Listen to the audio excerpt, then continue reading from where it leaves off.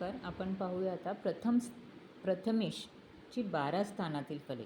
प्रथमेश म्हणजे काय? लग्नकुंडलीमधील पहिल्या घरामध्ये जी रास आहे त्या राशीचा स्वामी किंवा जी राशी आहे त्या राशीचा त्या प्लॅनेटचा लॉर्ड. जसं मेष असेल तर मंगळ, वृषभ असेल तर शुक्र, मिथुन असेल तर बुध, कर्क असेल तर चंद्र, सिंह असेल तर रवी, कन्या असेल तर बुध, तूळ असेल तर शुक्र, वृश्चिक असेल तर मंगळ, धनु असेल तर गुरु, मकर असेल तर शनी, कुंभ असेल तर शनी आणि मीन असेल तर गुरु. जेव्हा प्रथम स्थान लग्नकुंडलीमधील प्रथम स्थानामध्ये त्याचा स्वामी त्याच्याबरोबर आहे त्यावेळेस ते प्रथम स्थान खूप बलवान होते, सर्व दृष्टीने बलवान, निरोगी असते, दीर्घायुष्य असते, अत्यंत प्रिय, सुंदर दिसते, धन, इस्टेट, सर्व प्रकारची सर्व सुखे ह्यांना खूप छान मिळतात. आता ज्यावेळेस हा प्रथम घराचा स्वामी, इथे एक्झाम्पल मंगळ घेतलं आहे, तर हा मंगळ ह्या हाऊसमध्ये असेल, हा मंगळ ह्या हाऊसमध्ये असेल म्हणजे राशी लग्नकुंडलीची प्रथम स्थानातील मेष आहे किंवा एक आकडा आहे आणि स्वामी पहिल्या घरात नसून दुसऱ्या घरामध्ये आहे, तिथे डेफिनेटली 2 आकडा येईल.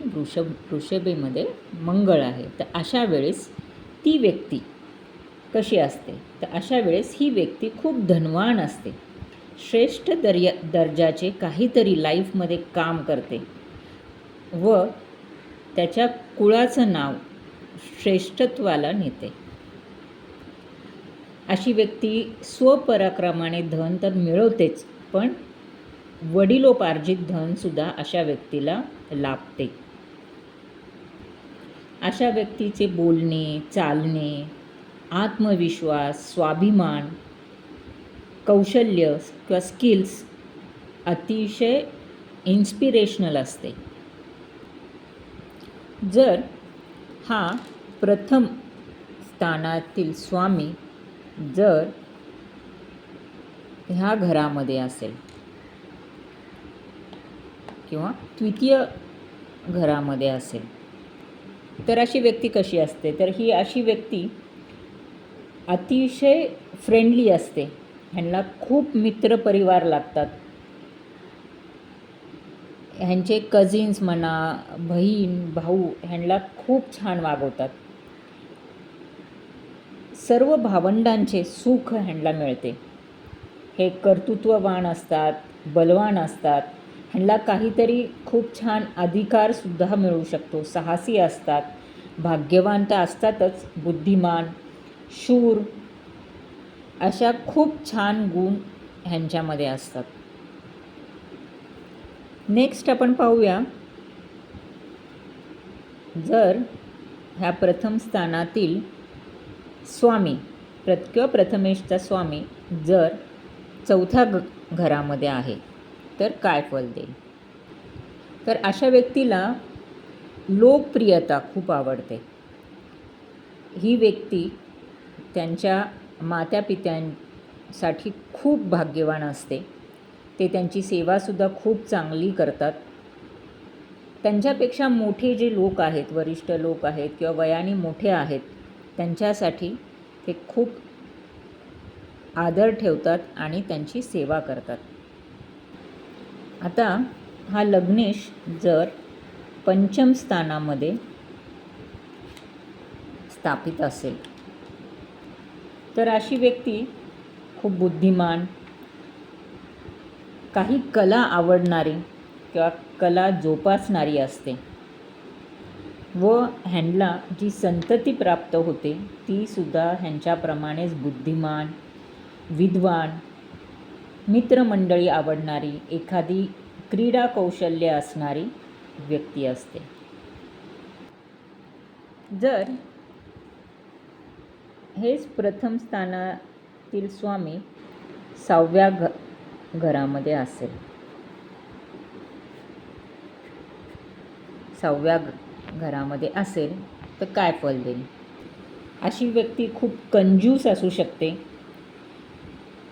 ह्यांना सेविंगचा खूप नाद असतो.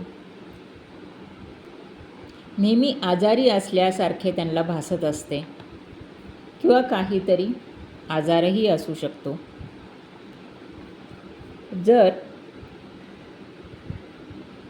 हा प्रथम स्थानातील स्वामी सप्तम स्थानात असेल तर ती व्यक्ती दुसऱ्यासाठी खूप फायदेशीर असते. ह्यांची पत्नी, पार्टनर त्यांना ह्यांच्यापासून खूप फायदा होतो. ह्यांच्यामध्ये खूप पेशन्स असतो किंवा हे लोक खूप धैर्यवान असतात. जर हा प्रथम स्थानातील स्वामी 8व्या स्थानात आला किंवा 8व्या स्थानात असेल तर तो त्या मनुष्याला काय बिहेवियर देतो?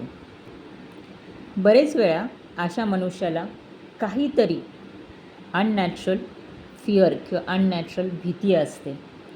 स्वतःच्या हेल्थची, स्वतःच्या लाईफची काहीतरी भीती असते.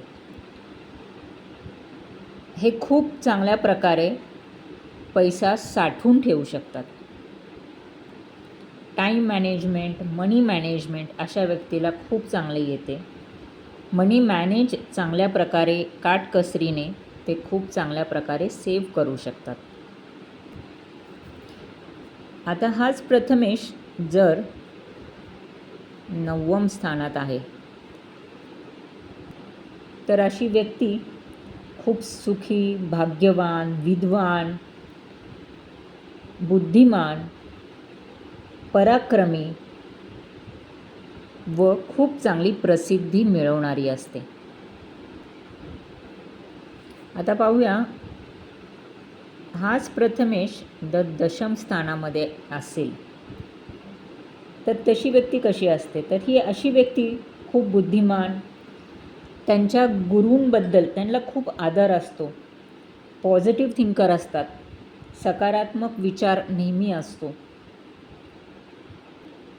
कुठल्याही नेगेटिव्ह कंडिशनमध्ये ते पॉझिटिव्ह त्याच्यामधनं विचार करून पॉझिटिव्ह ॲक्शन घेतात.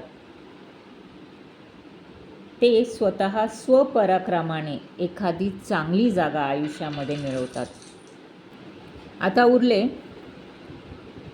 लास्ट 2 घरांमध्ये 11 आणि 12मध्ये जर प्रथमेश असेल किंवा प्रथम स्थानातील स्वामी असेल तर त्या व्यक्तीला तो काय देतो?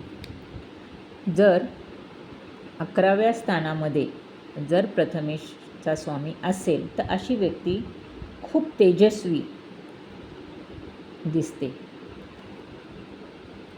चांगल्या ग्रहांच्या दशेत ह्यांना खूप चांगलं धन प्राप्त होऊ शकते.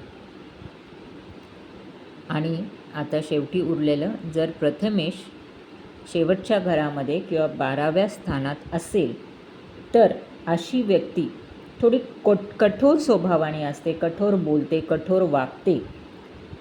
ह्यांना सतत फिरण्याची आवड असते, परदेशात जायची खूप इच्छा असते किंवा टुरिस्ट रिलेटेड काहीतरी ते काम करतात. तर अशा प्रकारे प्रथमेशची म्हणजे पहिल्या घरातील स्वामी जर 12 घरांमध्ये असेल तर तो त्या व्यक्तीला काय देतो हे आपण आत्ता पाहिलं. नेक्स्ट सेशनमध्ये आपण द्वितीय स्थानाचा स्वामी जर 12 घरांमध्ये असेल तर काय फल देतो ते पाहूया. धन्यवाद.